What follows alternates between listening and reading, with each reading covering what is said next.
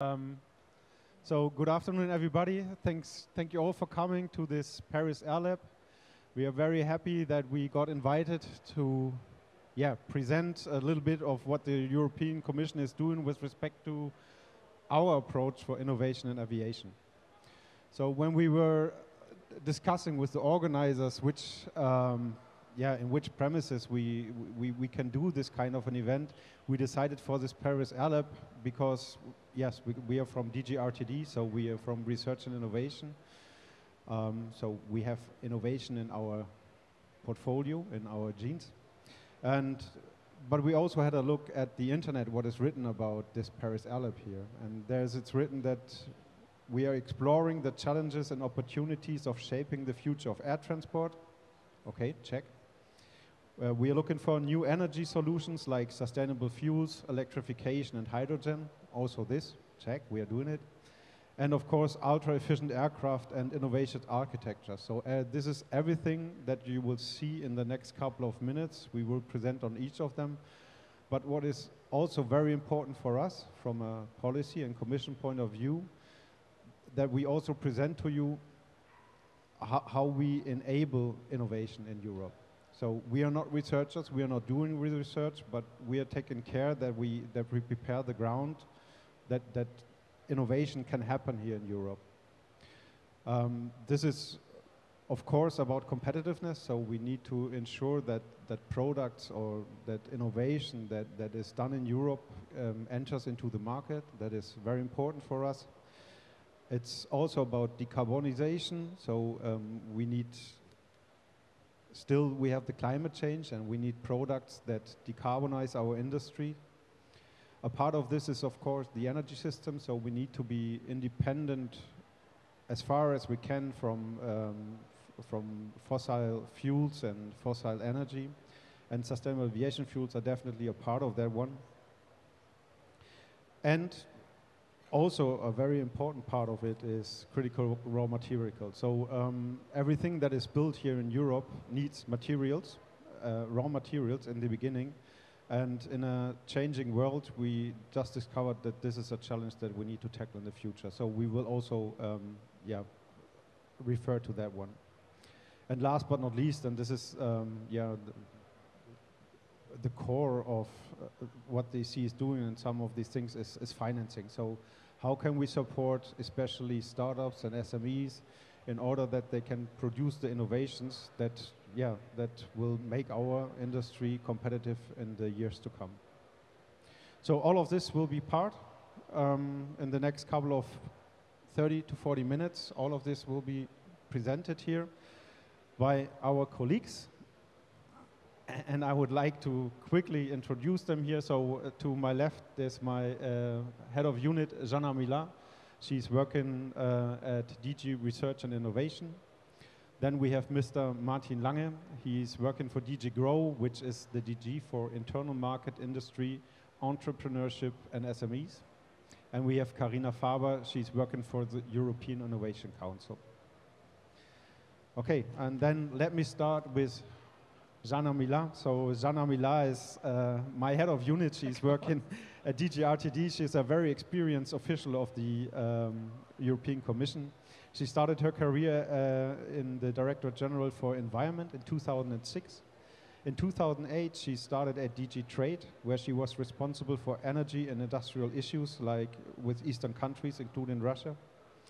In 2021, she took over the unit of clean transport transition at DG RTD, and here she is responsible for partnerships like clean aviation, but also for other transport modes, including road, maritime, and rail.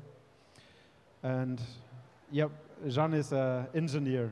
She's an educated engineer, so she knows what she's talking about. So Jeanne, please, the floor is yours.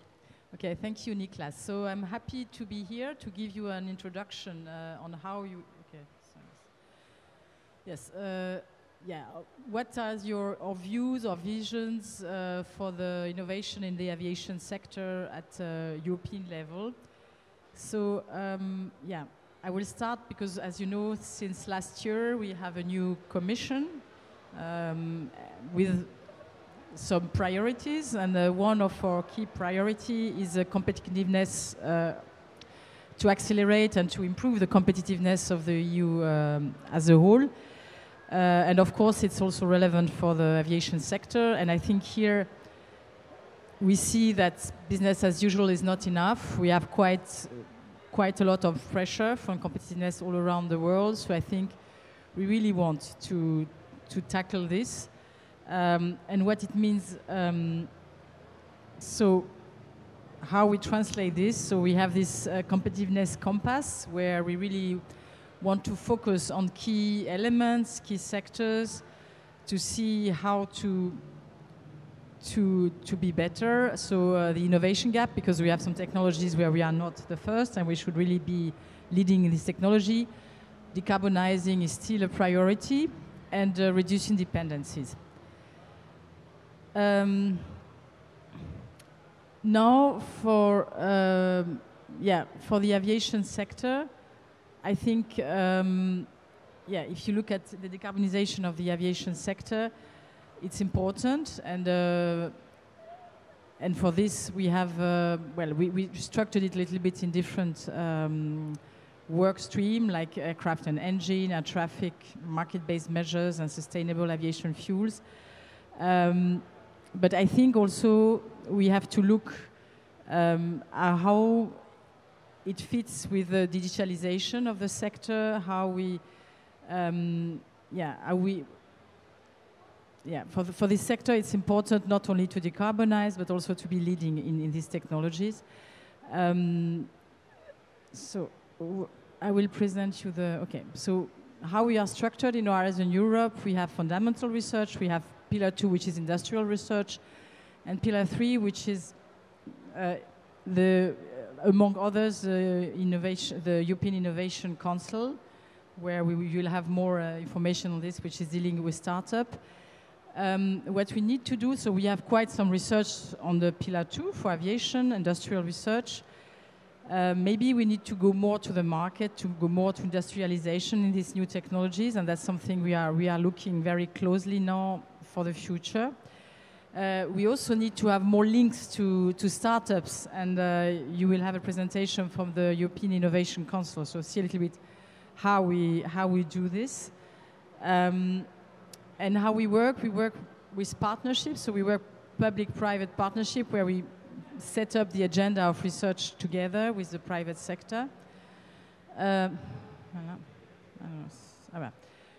It's a very complex slide, but just to show you, we have a lot of partnership and probably much too much partnerships in the current program. Among other, we have two big partnerships on aviation, which is Clean Aviation and CESA.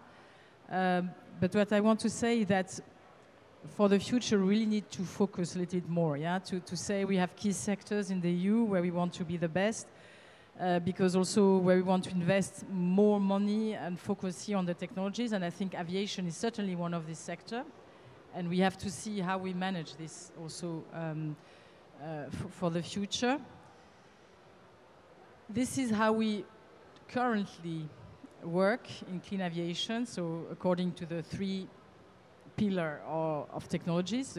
So you have the ultra-efficient short and medium-range aircraft. It's important because this is a bigger segment so this is where you have the most impact, especially in terms of decarbonization.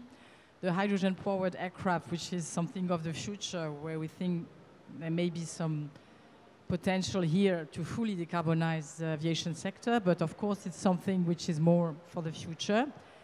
And you have the hybrid electric regional aircraft, which is something, in my view, very important, because this is where we can do something concrete already today. Yeah? So we already have some projects, you have a lot around on this. And it allows us to learn and to put products on the market. So that's also very important. So this is about air traffic management. So this is another pillar of the research we are doing. So it's more in, on the digital parts of the research. And this we also need at one point to work closely together between CESAR and Clean Aviation. An important element, it was mentioned, is our sustainable aviation fuels. Well, we have a legislation I will not explain to you because I think you know this by heart about this ReFuelEU Aviation where we put some targets. And I think the most important is also that we try to put targets on synthetic fuels, which is probably the most sustainable thing for the future, but again, something quite difficult to reach, so where we also need to invest quite some research and innovation and deployment industrialization efforts. And I will, so this is about, yes, the sustainable aviation fuels. So for us now, we have a program ongoing until 2027 where we will try to really address more and more this competitiveness issue, especially deployment, industrialization, so putting concrete products on the market, like this hybrid electric aircraft, for instance. But of course, we have to look, because as you know, we work in 7 years programs at the European level, and the next program will start in 2028. So we have to look also at what we want to do for the future. And there will be, I don't know, it's today at 3:30, whatever, that we produce this document. So it was mainly driven by the industry, but we were also involved at the European Commission about the aviation R&I strategy for Europe, where you will see that there are some key elements already mentioned here on decarbonization, on digitalization, on industrialization, scaling up. And from there, we will have to see how we structure the next program from 2028. Thank you. Many thanks, Jan. Yes, as said, today, so the ARIS, the Aviation R&I strategy, has been adopted, and there will be a public handover today. Feel free to join. It will be in the conference room at 3:30 to 5, but I think it's limited to 90 passengers. So good luck. I will be there. Anyway, we will put it on our website so you can have a good look at it. So this is a strategy where we try to ensure that innovation can take place also over the next couple of years, like we have done before. But no innovation without materials. This is the important point here, and this is the point where Martin now will give a presentation on. Martin also is very experienced when it comes to policy and working at the European Commission. He's here at the Commission for 15 years now. A large part of his time he dedicated to research and innovation, and he was working for the European Innovation Council and in several framework programs, like the Framework Program 6 and 7, Horizon 2020, and so on. He has a profound research background, as he has a PhD in physics, so he knows things. And he is now working at DG GROW, which is the DG for internal market, industry, entrepreneurship, and SMEs. And there he is responsible for the implementation of the Critical Raw Materials Act. And this is where his presentation will dive into. Martin, the floor is yours.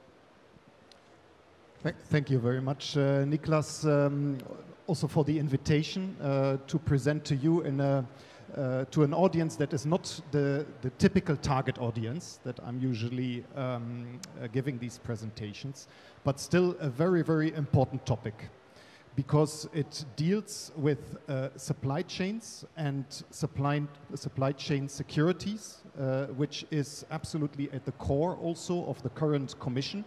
European competitiveness is dependent on the availability of critical raw materials, including in the aerospace sector, of course. So this is also not a new topic. The European Commission has been mapping dependencies on raw materials already since a long, long time. Already in the years 2000, we have carried out the first what we call criticality assessment, where we analyze trade flows worldwide to the European Union and map out dependencies also that the European Union has on other third countries. And you can see the results in this map, where for specific raw materials, both at the extraction and at the processing state, we do have specific dependencies. So if these trade flows would come to an end from these countries, our industry would also be in trouble. So what has been done as a result of these dependencies? First of all, we had We are not in the same world anymore as in the years 2000, which was largely globalized. We had in the meantime several events, like the pandemic, the COVID-19 happened. Also the Russian war in Ukraine happened, which resulted in severe disruptions of our supply chains, which also resulted in an adoption of European legislation last year, which is called the European Critical Raw Materials Act, that indeed puts 34 of those raw materials as being critical. And you can see also the list here. So these 34 critical raw materials have been decided on the basis of their economic importance and the risk of having supply disruptions. Now, there are also a subset of those critical raw materials which are even more important for the European Union. We label them as strategic raw materials, so the green ones that you can see here, specifically because not only on the basis of the past trade flows, but also on the basis of the expected future demand and the importance that we have on the availability on strategic technologies in our European Union, are highly dependent on them. And this is actually also including in aerospace. So how did we do this and arrive to this list of 17 strategic raw materials? We basically produced a foresight report where we analyzed in detail, with the help of our colleagues from the Joint Research Center, 15 specific strategic technologies in 5 sectors, including in aerospace and defense. We performed for each of these technologies a very comprehensive supply chain analysis and also calculated the expected demand forecast. So just as an example, here, this is also probably not a big surprise to many of you. What are the raw materials that we use, for example, in drones? Of course, there are the typical, for the housing, for example, very important raw materials like magnesium, aluminum, iron, obviously. But also for the electronics, there's germanium, gallium, copper, of course, which are extremely important. And then for the little motors that are used also to produce the motion of the drones, we have, for example, rare earth elements, which are absolutely crucial in the permanent magnets that are used in there. So for each of these materials in drones, we can also look at where do we source them from in each of the stages of the different supply chains, starting from the raw materials to the processed materials, the components, assemblies, and super assemblies. And here you can see also that in the EU, we actually have a very low share as it comes to the raw materials. In the EU, only 4%. It gets a little bit better when it comes to the processed materials, so the high purity materials. But then again, we have a decreasing share of EU production for the components, assemblies, and super assemblies. Now, this is just one example of these strategic technologies. When we look at overall these 15 technologies that we have used and analyzed, including batteries, fuel cells, electrolyzers, wind turbines, and so on, the picture is actually very worrisome, specifically at the low end of the value chains, the raw materials. You see these red bullets for all of them, which means that we have a severe problem in the European Union. Now, what do we do in order to remedy this? The European Union has adopted the Critical Raw Materials Act last year, which is built on 4 different pillars. First of all, we are going to strengthen all stages of the European critical raw material value chain. We are going to diversify the imports that we have in the EU from different third countries. We are going to also improve the way how we monitor potential disruptions of these supply chains. And at the same time, this is also extremely important in the EU, we are going to improve the sustainability and the circularity of how we source these raw materials. The Act also proposes some clear benchmarks which we want to achieve by 2030 in order to reduce these dependencies, meaning that by 2030 we want to be able to have a secure supply of 10% of the annual demand of each of the strategic raw materials from materials that we source in the EU on the level of extraction, so mining, and then as it comes to processing, we want to be able to cover 40% of the annual EU demand with what we can do in the EU. Recycling, sustainability is also extremely important, an extremely important source also of raw materials. Here, the aim is to cover at least 25% of the annual demand with these recycling capacities. And at the same time, the diversification is important. As I said, we want to go to the goal that not more than 65% of the EU consumption of each of the strategic raw materials should come from one single third country. The most important element, how we want to do that by 2030, is via the so-called strategic projects. Strategic projects are selected via an open call for applications. We are analyzing those strategic projects on 4 different criteria.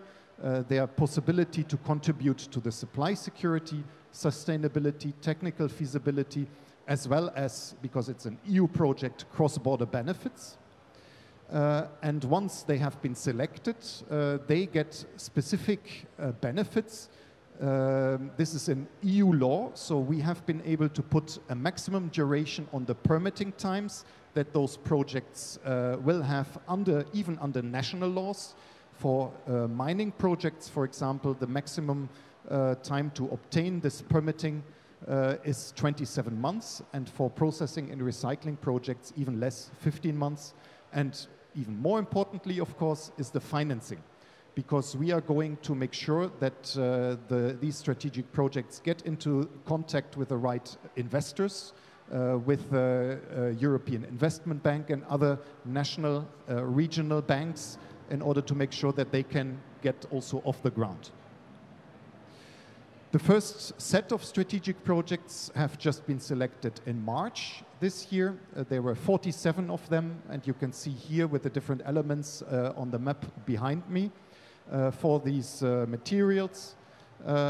These are first the projects in the EU. We also have strategic projects just selected a couple of weeks ago outside the EU, 13 of them in total, in order to help us diversifying our supply. Environmental performance is also extremely important, of course. We need to make sure that these materials are also not produced in a way that it would, for example, go against the decarbonization efforts that we have in the EU. We are going to propose also measures to improve the circularity of those raw materials. We are going to recognize also certification schemes that can be a label and a measure for their supply. Now, finally, diversification does not stop with strategic projects. We also have set up so-called strategic partnerships with countries that are like-minded with us in this respect. We are going to work together with those countries to identify projects that we can support, to make sure that there's the right business environment here, and that are also all resource-rich countries, obviously. So if you want to learn more, we have included a number of links, of course, that we can supply if there's further interest. Thank you very much. Many thanks, Martin. Very interesting. By the way, so please approach us. If you're interested in these slides or in these links, don't hesitate to approach us. We will find a way to make this available so you can get more information on everything that has presented there. I would have a couple of questions, but maybe we'll leave it to the end of it, because,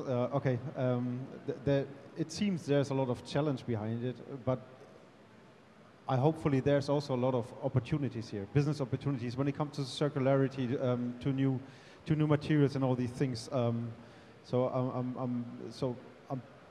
I would like to hear your opinion later on what you see about the possibilities to have to make competitive products out of it in terms of recycling and all these things. Yeah, but before we start with that one, I would like to give the floor to Karina. She will present on the European Innovation Council and especially on sustainable aviation fuels. And also Karina, we have a real expert here. So she also has a PhD in physics. Then she was working for the energy industry. So now she brings her experience from the industry to the Commission itself. And there she started as a program manager at the EIC in 2022. And she oversees the energies technologies with a specific focus on sustainable aviation fuels. Karina, the floor is yours. Yeah, thank you very much for the invitation, and good afternoon also from my side. Yeah, let me present to you the European Innovation Council and our activities on European research funding. Jean just presented the compass of the priorities of the European Commission, and one of those was closing the innovation gap. And so this is one of the main roles of the European Innovation Council, to close the gap and to bring excellent research from the labs up to the market and to have real innovation.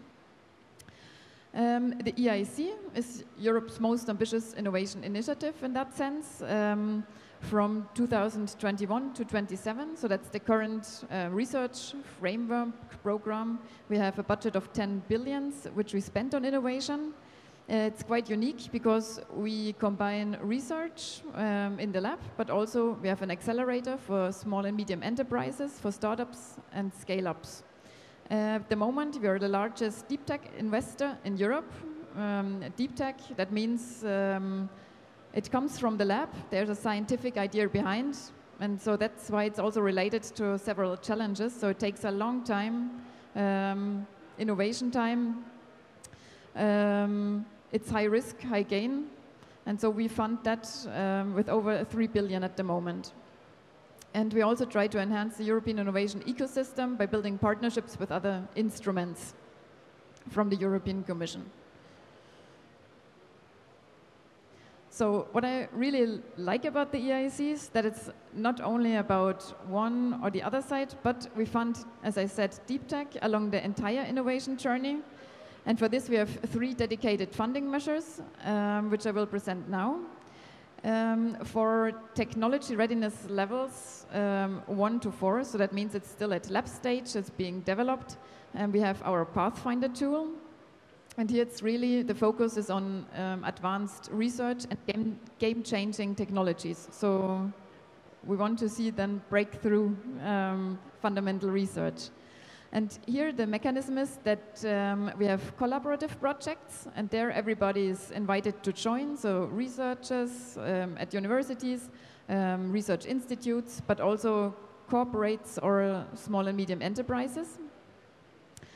In the innovation journey, we then can go further with our transition tool. There the goal is really to bring then this research from the lab to the first innovation opportunities, to build the first validated prototypes. So that means we are at a technology readiness level of 4 to 6. Here again, it's collaborative research projects, but with a restricted number of partners, so that we really can drive rapidly forward innovation to first prototypes. And then, last but not least, we have also our accelerator tool. And this is dedicated for individual small and medium enterprises, startups, so it's mono-beneficiary. And here the goal is really to scale up those high risk and high impact deep tech projects. So there the requirement is to have a TRL of 6. And we then provide either grant funding or equity funding. So it's for the first time that the European Commission can also provide equity funding. And the amounts are range from 2.5 million up to 10 million euros for the beneficiaries. Another important point is here, so you just saw that we accompany the whole innovation journey. Concerning the topics, we have around half of the budget we have is given in so-called open calls, so you can apply with any idea you have. So it's not specific to any field. And the other half is given by so-called challenge calls. And so there we have predefined thematic areas because we want to create really coherent portfolios of projects and build synergies in the same class of technologies. For the second case, the challenges, these are managed by what we call the EIC program managers. And as I said, it's really specific to certain areas. We have 10 persons, and everybody of us has a different thematic area to oversee. So I'm responsible, together with my colleague, for energy topics, but we also have, for example, our colleague Stella, who will also be present tomorrow for everything which is space systems and technologies. Our role is twofold. So one is that we identify these candidate challenges, but then the other role is also that we have a proactive management of the selected portfolios and projects. So once the projects got their grant or the equity funding, it's not that we leave the projects alone, but we really want to make more, build synergies, and help them to speed up their innovation pathway. So that was a bit on general on the EIC. So take-home message, you can always apply for funding in the open calls for any topic. And really along all TRL stages. Now I just would like to give you a short overview what we do in aviation. And here I want to put the focus on accelerator projects. So that's what I forgot to say. The EIC is actually still a quite novel tool. It only started in 2020 with its pilot phase. And since then we have supported 20 projects on the accelerator level in the field of aviation. So for example, we have 6 projects which worked on advanced drones and unmanned aerial systems. And so there the focus was on, for example, use cases such as logistics, inspections, surveillance, but also medical delivery. So for example, you see here we have Dronamics, that was, for example, focused on long-range middle-mile cargo drones.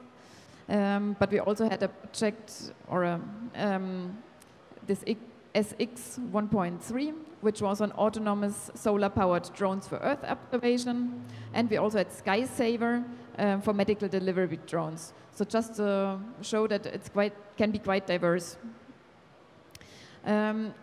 Apart from this, we also support electric and hybrid aircraft development. We have 6 projects there, and then we have, for example, Volta Aero, which was one of our beneficiaries. So there, we actually can directly see them.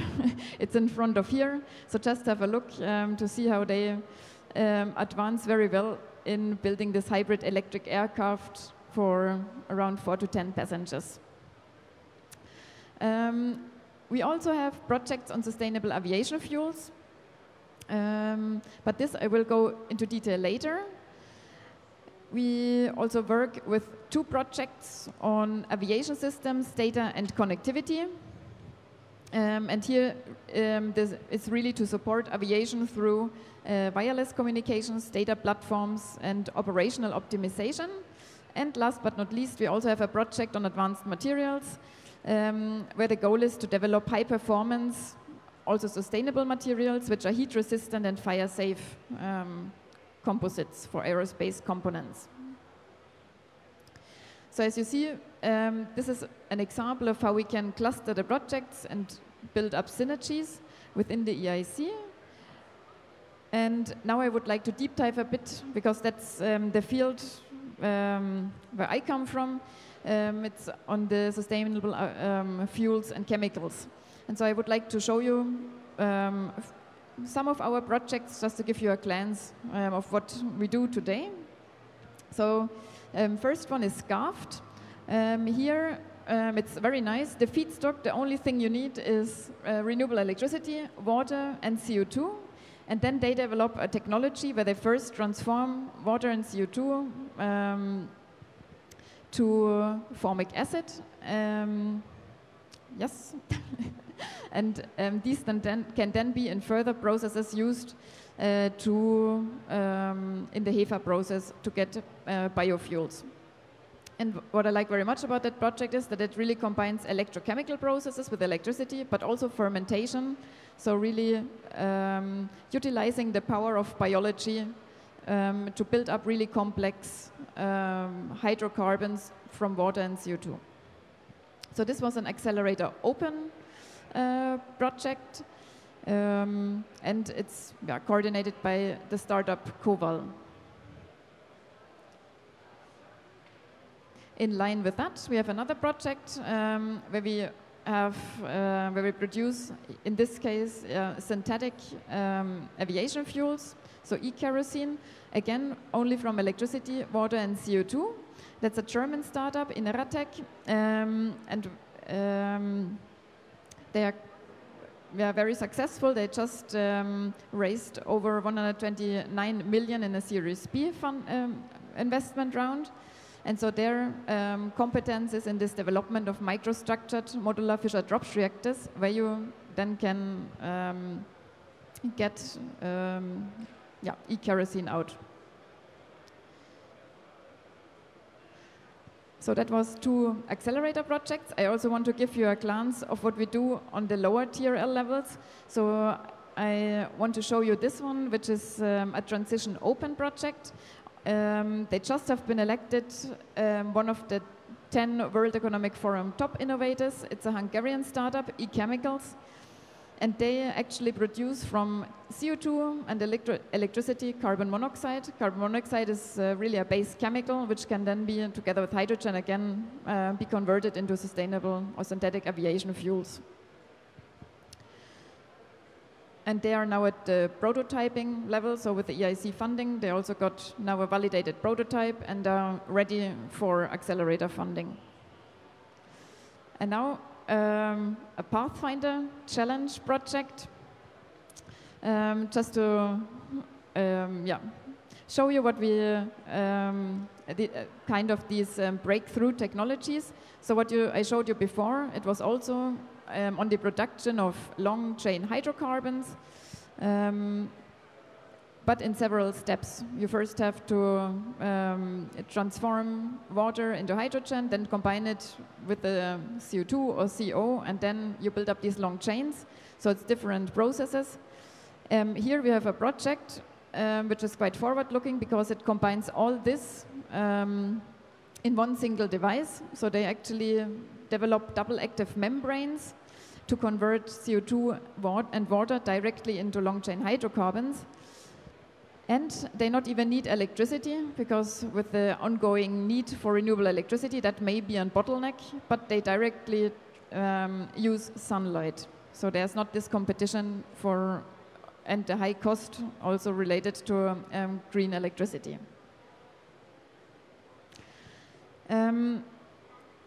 So here you just saw a few examples on accelerator, transition, and Pathfinder level, and this is just an overview slide on how then our projects integrate into the European funding landscape.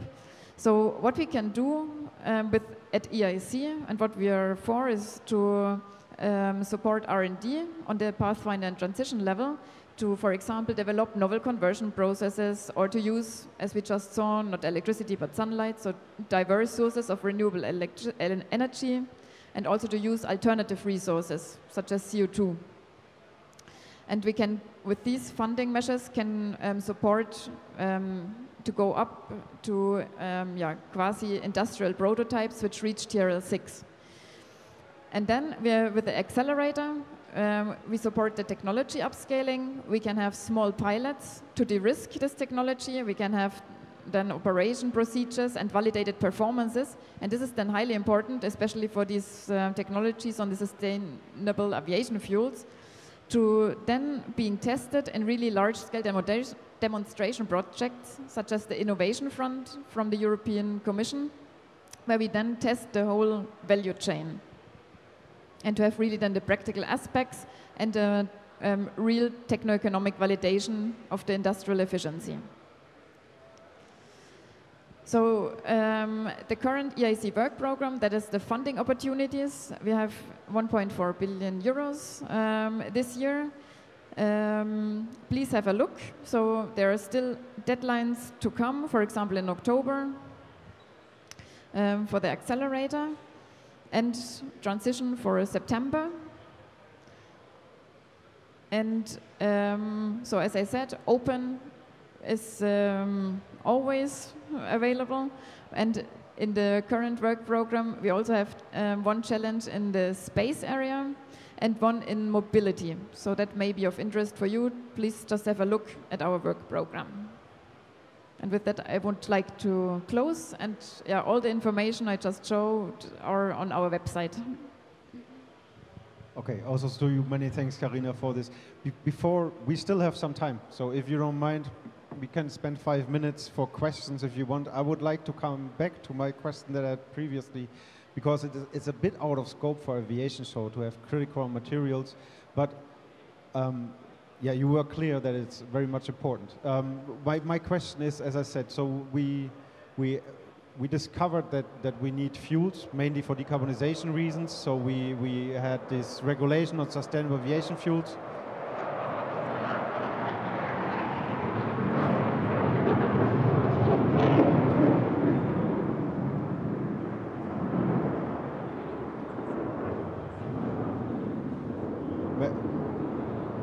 Maybe that was... But okay, to finish this question before the next fighter aircraft comes, do you think that the regulations like the Critical Materials Act will also force innovation?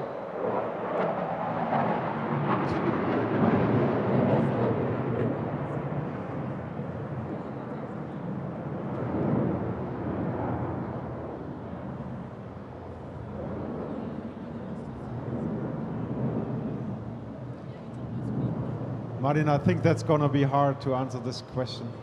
Maybe, do you think there is also potential when it comes to this regulation for innovation in this part? A very clear answer, yes. There's...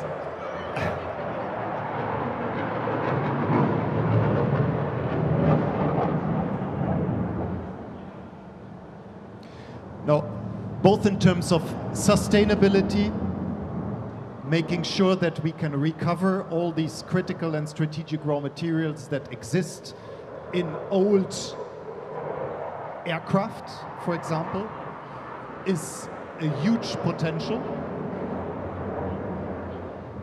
Generally in waste streams, I think there's plenty of, even in our strategic projects, elements that use very innovative recovery processes. And secondly, there's a huge potential for innovation as it comes to the substitution of critical raw materials.